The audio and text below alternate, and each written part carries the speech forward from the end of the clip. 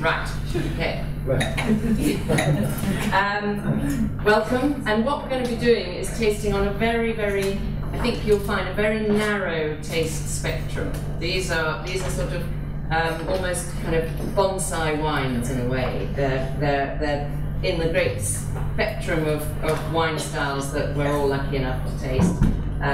I think Koshu is in a very narrow spectrum, but I hope you'll see that there are definite differences between the wines that we will be tasting. But the whole thing about Koshu is that it's very subtle. I think I said last year it's rather sort of zen. It's very, it absolutely doesn't jump out of the glass, but I think all the wines that you'll be served today are very well made and have a lot more precision than kind of just a cheap, basic, neutral white. And do go tremendously well with Japanese food, that's for sure. But as Lynn says, very with a thoughtful menu designer, you can come up with some lovely combinations for non-Japanese food as well.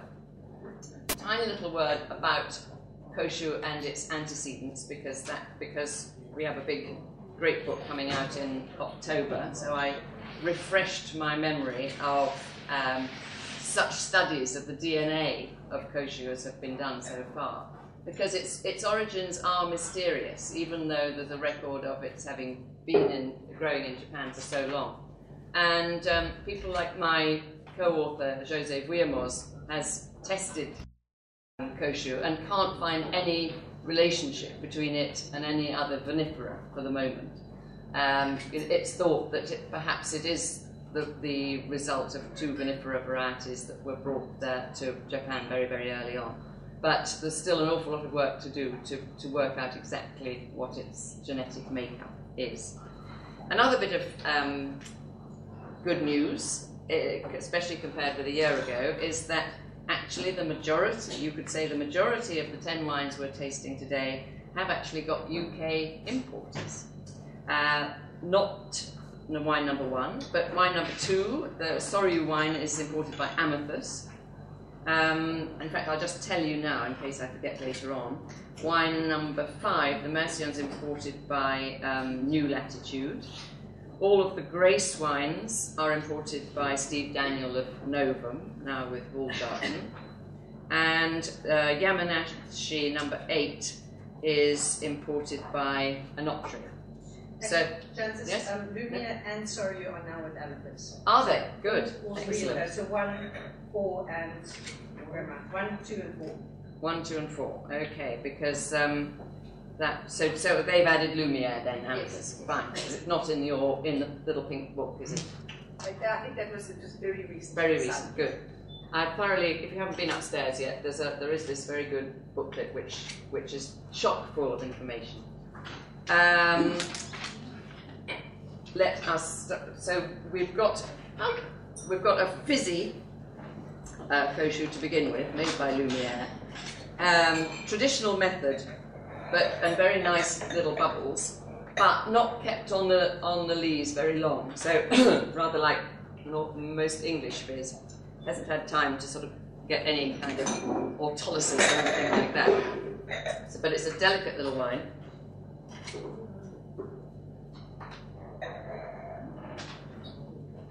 Very sort of neat and fresh, tiny little bead, 5 atmospheres I'm told, and made, the company is, and it's not the only one, is on its 5th generation of winemaker. So, as in Japan, long traditions. In fact, for all my travels around the world of wine, the place where I have come across an outfit, a drink producer with the greatest number of generations, was not Tuscany with its, Antinori and Frescobaldi going back to the 1300 something, but a sake producer in Nara, where we were introduced to the father and son, who were the 48th and 47th generation in the sake brewers. Long traditions here, and when you look in your booklet and see when these places were founded, you'll see a lot of them have been making wine since the end of the 19th century. Actually, it's quite a good length on that wine, isn't there? For all it's being so delicate and just 10.5% alcohol, apparently. I think it goes on very nicely, very, very clean, and has quite a bit of impact in the mouth.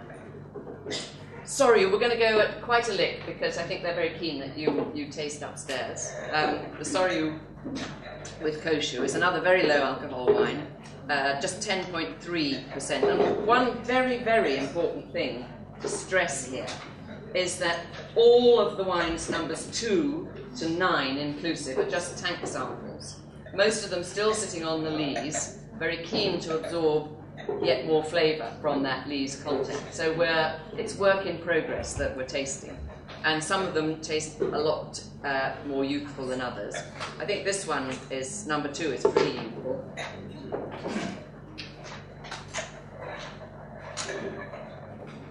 And in a funny sort of way, some of these wines, I know it's technically impossible, but the nose of them does actually remind me sometimes of a very light, crisp sake. You know, that sort of light rice, sort of slightly ricey, sort of fermented ricey kind of smell. I don't know if this is the power of auto-suggestion, but it certainly is a characteristic I notice. Like several of these companies, Soryu was originally a co-op, but became a family company. But everything is really small scale. Soryu are much bigger than most and make apparently 1.2 million bottles. But they still only own 1.8 hectares of vineyard themselves. And as you could see from that slide, everything, it's like some of Switzerland perhaps, but even on an even smaller scale, you know, tiny little vineyards and houses next door to them, and that was perhaps one of the prettier views. I mean, you're more likely to see lots and lots of telegraph wires zooming over next door, and it's very, very built up. It's not, we're not talking about great swathes of countryside here. Quite marked acidity. And as you can imagine, the thick skins of Koshu are very, very useful in this extraordinarily damp climate. We're looking mainly at 2011 today, and that was a really problematic vintage. They had 2 typhoons in September, which is pretty horrid, and Millerondage at the flowering season. There was rain for 6 solid days in September. So a lot of very precise work needed in the winery, presumably with lees contact, to try to imbue these wines with flavour and enough body. Mildew, I believe, the mildews tend to be slightly more of a problem, I think, than rot, and mildew certainly hit the area at the end of the 2010 season. Thanks to the thick skins, some of these wines have a bit of astringency on the finish, but that's not necessarily, certainly they're not ultra chewy, and in most cases that's quite a positive attribute, certainly not excessive. You're presumably pouring wines numbers 3 and 4 at the moment, is that right? 3. You're on 3, and you're going to pour it on 4. Fine. Haramo is another company that was a co-op, and another company that has a tiny area of its own vineyards, just 1.5 hectares. But it has, a lot of them have long-term contracts. This one has contracts with as much as another 25 hectares, so that's quite substantial. Analytically, this wine has one of the highest acids, total acidities of 8.6. But when I tasted it yesterday, I thought it was beautifully balanced, actually. Let's have a look and see how it looks today.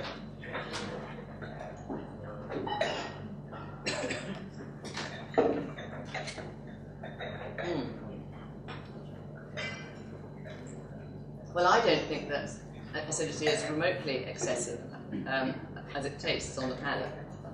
seems to have quite a nice body to me. And although this is not, this wine number 3 is, it actually only had 2 months on the lees. So it's no longer, presumably it's still a tank sample, yes. And I don't know why they decided to give it a shorter time on the lees than most people. But I think the results are very good. I think that's a wine that seems to have overcome its high acidity. And in fact, I would happily drink this wine already.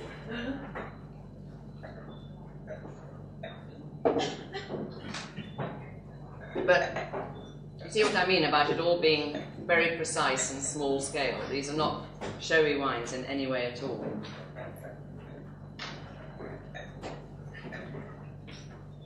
But I'm delighted to see so increased interest in importing them. And they're necessarily expensive, and I think it will be many decades, I would have thought, before your local Tesco will have a Koshu on its shelves, but I could be wrong. But I do see a place for them on restaurant wine lists. I think it's not difficult to see how these wines could go really nicely with particularly first courses or even as aperitifs. And actually yesterday we were served some foie gras with a Koshu and a little kind of diced apple thing. And it went pretty well, actually. Yeah, quite surprising. Now here's Lumiere, who've obviously done some skin contact. And this is, Lynn was saying, 11 to 12% alcohol. In fact, I've got the actual alcohols here, and there's one wine at 12, but this one is 10.9, and wine number 2 was 10.3, so very, very light. Jancis, I think that's also a result of the 2011 vintage. I think in 2010 they were probably around 11. Okay, fine. And just for your reference, I think that recently 2009 was thought to be the best vintage for Koshu. This obviously made by the same people as made the Pétillant at the beginning.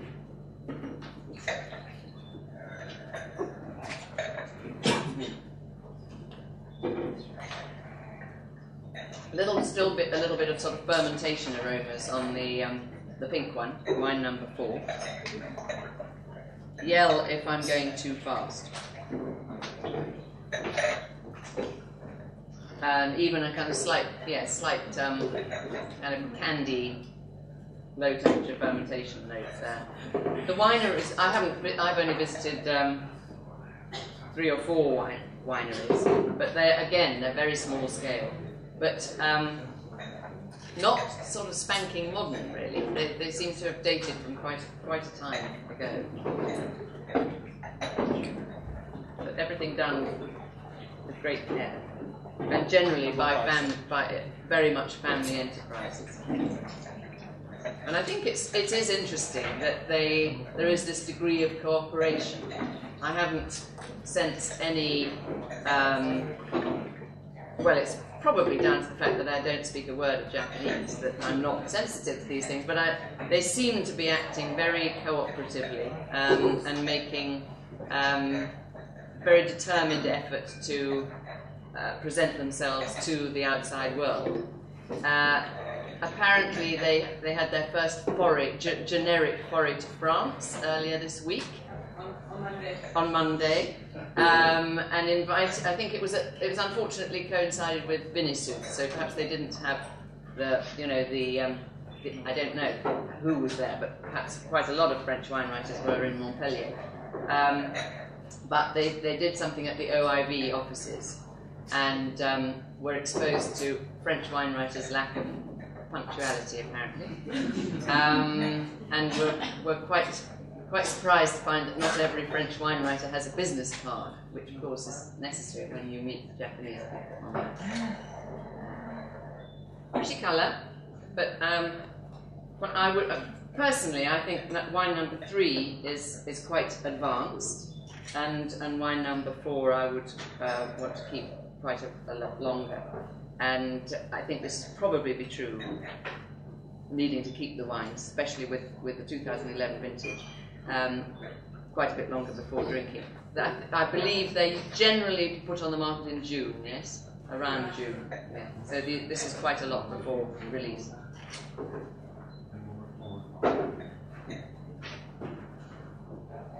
Seems slightly pétillant, spritzy, doesn't it, wine number 4? Which I suppose is not surprising if it is still on lees.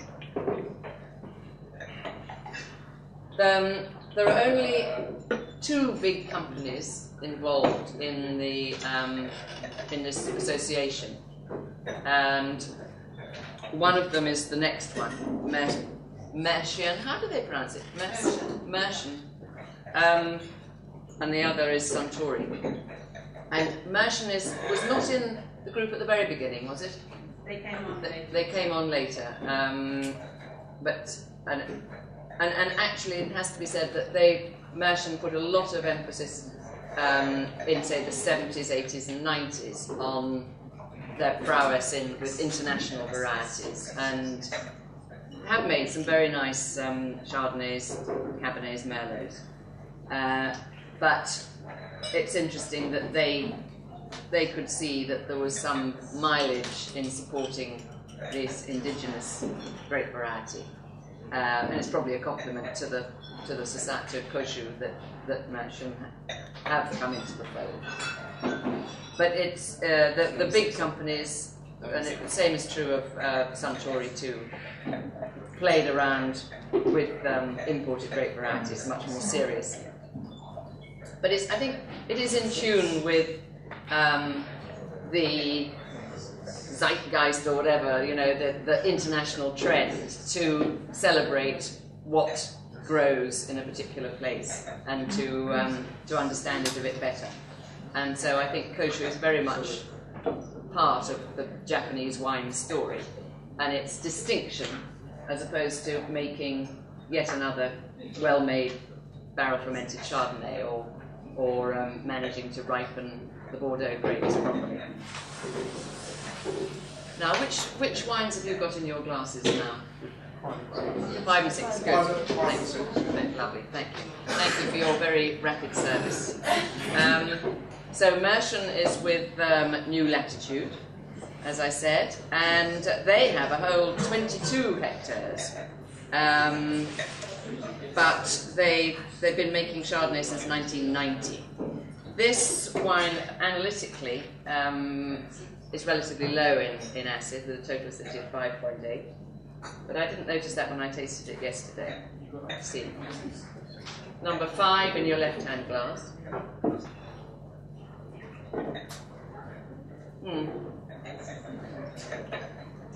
No, you do notice. It's a little. This seems to me a little bit more. The astringency is a little bit more obvious than in some of the wines. I would definitely want to drink this one with food. I think it's maybe sort of slightly less texturally polished than some of the wines. And I got this. Here it is. I think they're very, very good on packaging, Mercian, I must say. There. But one of the less delicate examples, I think. None of these wines has more than, well, only one has more than 2 grams per litre residual sugar. They're mostly in the kind of under 1, and certainly under 2 grams per litre. And this is actually only 0.9.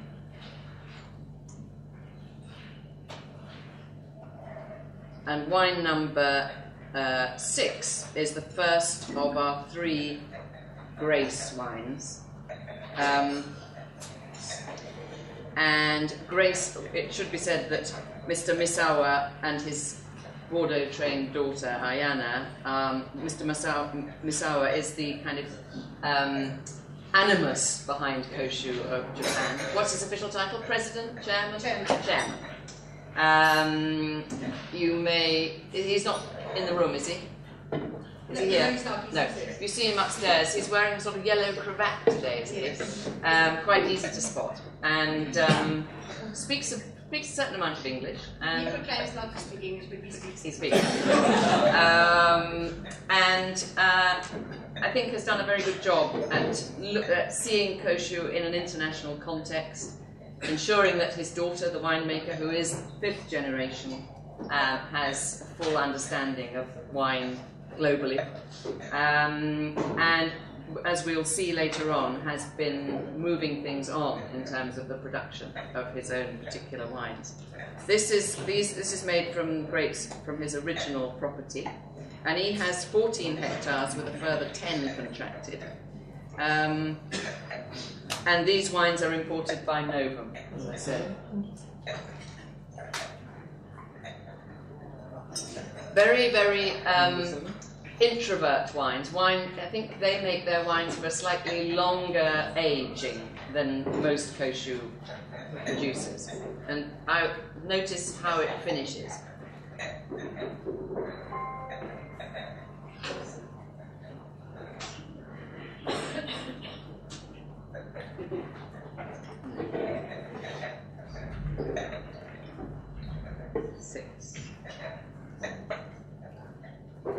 What's the relevance of Hishiyama these days? Is that the place, Lynn? Hishiyama? Single vineyard. Single vineyard. Presumably in the, what's its name, beginning with K, that you mentioned. Hi, what's it? Katsu. Hishiyama is in Katsunuma. Yes, thank you. So I think this is a pretty confident, well-made wine.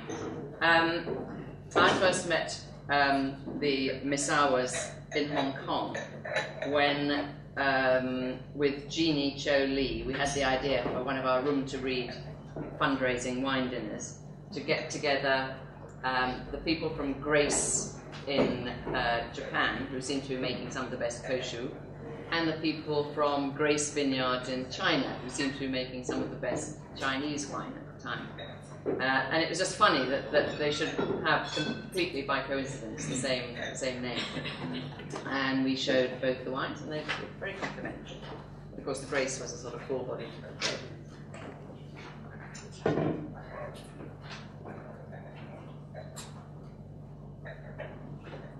Still quite appley, but I think the Grace wine really does follow through very well on the finish.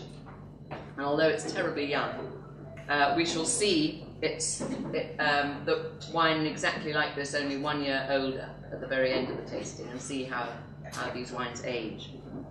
They're not, I mean, Koshu is not in essence meant to age a particularly long time, but within the palette of different styles, as I say, I think Grace are taking a sort of very long-term view. And as you can see from the bottles that are in front of me, they have been some of the first to adopt screw caps. Lynn has been nagging them like mad to say, actually, you know, you produce this delicate wine for early consumption.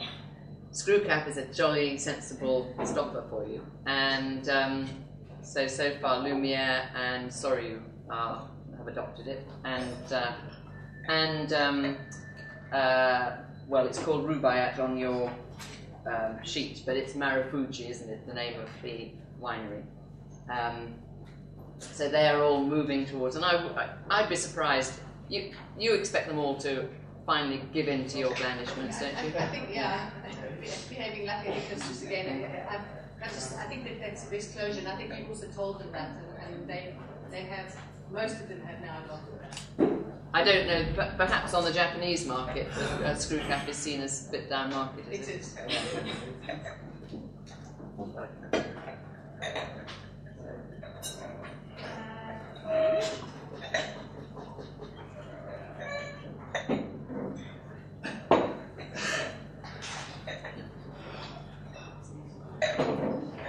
So which wine do you have? You don't have wine number 6 yet, do you? We've got seven. Sorry, yeah, seven and about to get 8. Right, so I can talk about number 7, which is from this very nice, another little family company, they say, Marufuji, who are about to celebrate, or have just done, their 120th anniversary. And they've been very long-standing supporters of Koshu, although, like all the others, they do grow a little bit of the international varieties, but they've always supported it. They were early adopters of vertical shoot positioning as an alternative to the traditional pergola, way back in '89 for international varieties. This is a particularly pale wine. This is the one they call Rubaiyat. But I must say, when I tasted it yesterday, I found that it was actually very intense and well balanced on the palate. This is wine number 7 I'm talking about.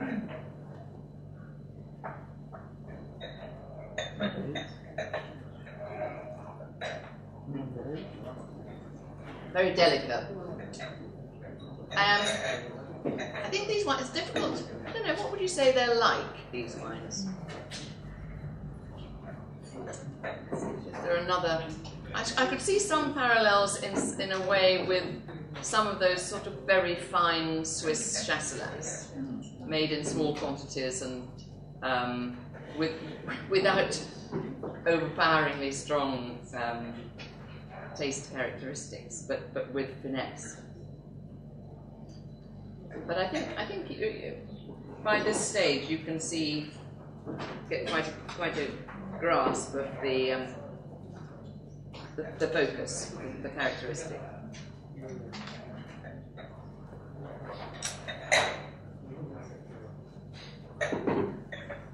I mean, whether it's going to shine an airline up in the air, I don't know, Andy. That's why I'm here, Jancis. Yes, just to test out. Yeah. I don't know. Does Jal serve any Koshu? Probably not. I've never seen it on Jal. No.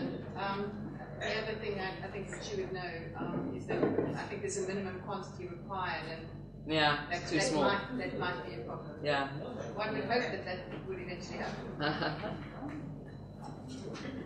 Well, I was sitting next to the Japanese ambassador here in London yesterday, and he was saying, because I'm thinking now about, you put English wine on British Airways, and that's still a bit of a struggle to get English wine on British Airways. But the Japanese ambassador was telling me that he deliberately serves some English wine to his guests at the Japanese embassy here in London. I hope he serves some Koshu. He needs a bit more education in that respect. I keep it in mind. He sometimes does go to Selfridges to buy it there. According to the Selfridges team. You can buy Koshu in Selfridges, yes. Can you? That's worth saying. But whose? Do you know? Great. Two Grace. Good. And what sort of prices are they? Can you remember off the top of your head? One's at 18 and one's at 24. And that's the VSP is 24, is it? Or the older? The Hishiyama, the single vineyard, the VSP he doesn't have there yet, but the Hishiyama, the single vineyard is 24 and the Kayagataka is at 18. Yeah. Now, deeper colour for wine number 8, and that's a little bit different from the rest in how it's made. They take it off the lees in mid-January, and it's just a little bit, got a little bit more residual sugar. It's 2.7, and it's relatively soft. It is made deliberately for a slightly earlier release, and it's hugely popular in Japan. You've just got it written there as Yamanashi, because that's the name of the producer.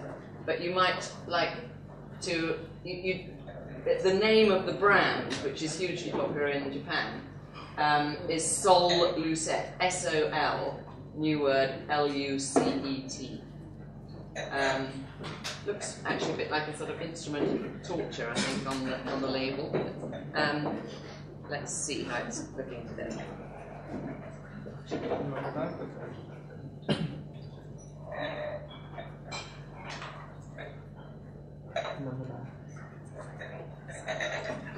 Definitely more forward.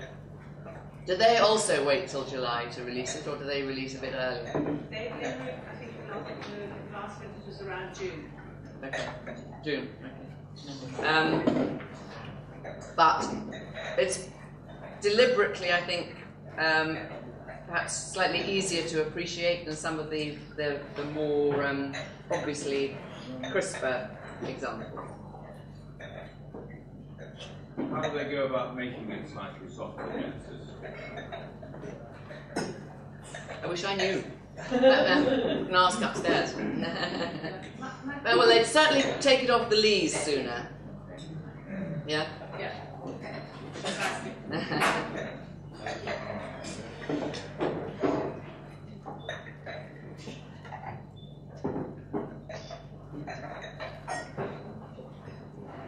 It's got quite a powerful finish to it. Maybe it's sort of just slightly less purist.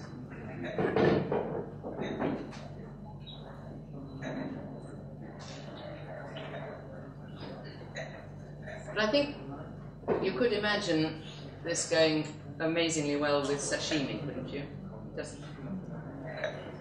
I don't mean that last one specifically. I'd say perhaps some of the earlier ones, slightly crisper ones.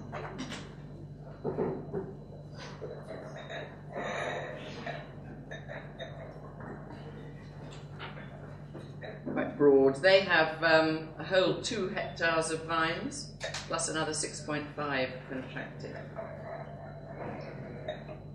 And of course, the name of the company is the same as the Koshu Prefecture Yamanashi. And the Yamanashi is a major, the Yamanashi Prefecture is a major player in this whole Koshu of Japan organization. They have seen that Koshu is part of their identity and are very supportive of this initiative to travel and promote it.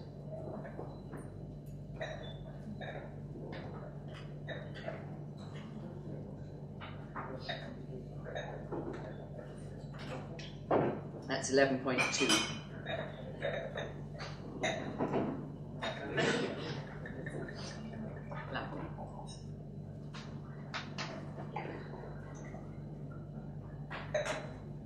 So with wine number 11, you have a chance to see the produce of Number 9. sorry, some 9. Sorry. Looking at alcohol levels.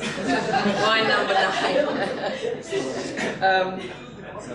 A chance to see. Do you have an extra allocation?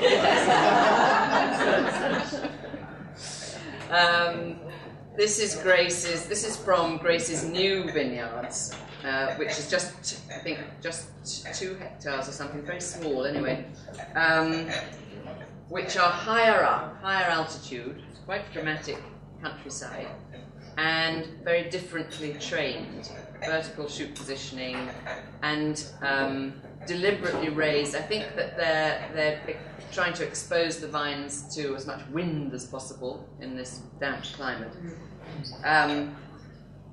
And have they got sort of international consultants at Grace? No. No, they just travel themselves. They do a lot of travelling, both father and daughter. Yeah. So last time I tasted this, it was a lot more intense than the other bottling. But let's see. That wasn't the 2011. Oh. Is it made any differently? It certainly smells different, doesn't it? It sort of smells. Are they sort of playing around making it more reductively or something? And They're trying to do a little bit of that, but I think they are getting greater concentration of the grape from the VSP, management anyway. A little bit of smokiness.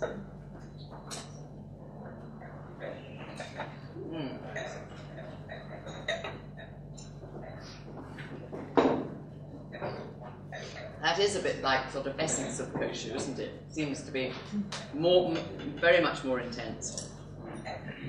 And I suppose I have a horrible feeling it's probably some terrible price and quite rare and a kind of collector's item in Japan. They wouldn't be exporting this, would they? They're not currently exporting this, as far as I know.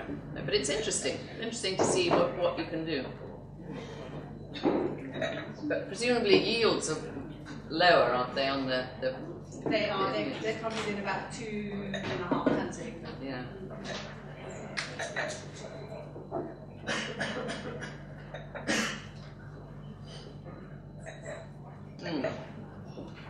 But that's, I think you could give that, I think you might struggle with some of these wines, giving them to just a complete, you know, somebody who's not remotely interested in wine. I think they might say, well, where's the flavour? But I think this, a wine like this, anyone would see had real, easy to identify character.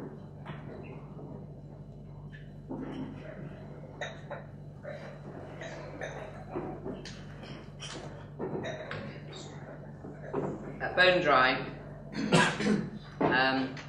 very low pH, this one 2.9, whereas the rest have been all, you know, in the 3.4. Quite tingly. Quite a powerful wine. And finally we see wine number 10, which is our only 2010 from bottle, and is the one year on from wine number 6. Again, the single vineyard Hishiyama.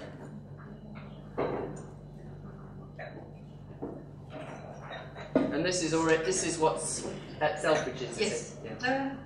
2010. That's that's at Selfridges. Yeah. Yes.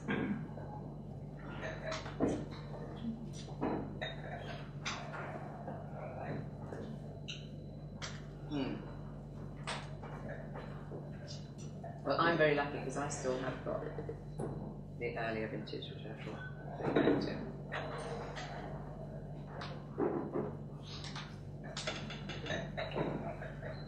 Yeah, I'd say this is about the right time to be drinking it. Just over a year old, seems about right. Do they keep kind of library stocks and have a look at old wines? Have you seen? I've seen the one company that does keep big library stocks of their wines is actually Merchant. And I've tasted some of the wines from the 90s, and they're very different, but they do hold up surprisingly well. And Grace also keeps library stocks of their wines going back that far. Actually, yes, I'm glad you reminded me, because Merchant sent me an older. Actually, I have enjoyed an older Koshu. It was a real, really different and very, very interesting. Yeah.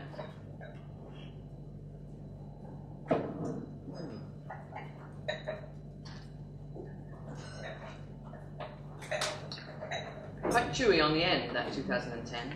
But again, 2010 wasn't an easy vintage, was it? But quite concentrated.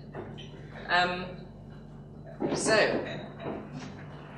any questions or comments? So which ones in Sakura in UK that's not? The ones that are in the UK that have an importer are 1, 2, and 4 are all with Amathus. 5 is with New Latitude. 6, 9, and 10 are with Novum. And 8 is with Sinoptria. Number 7 needs an importer, I would respectfully submit. Yes.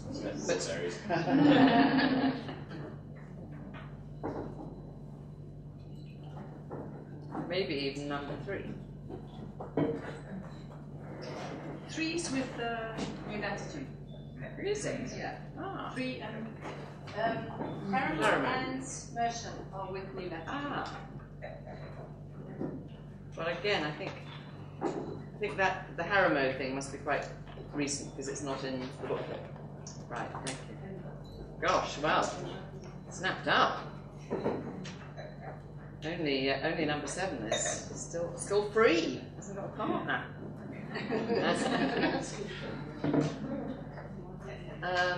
So as I say, it's all very, very different from European wine. But I hope I hope you've enjoyed it and seen some differences and sort of can imagine a place for these wines in certainly the restaurant business and possibly even your own drinking. Or certainly great fun for giving to other people to blind taste. Thank you.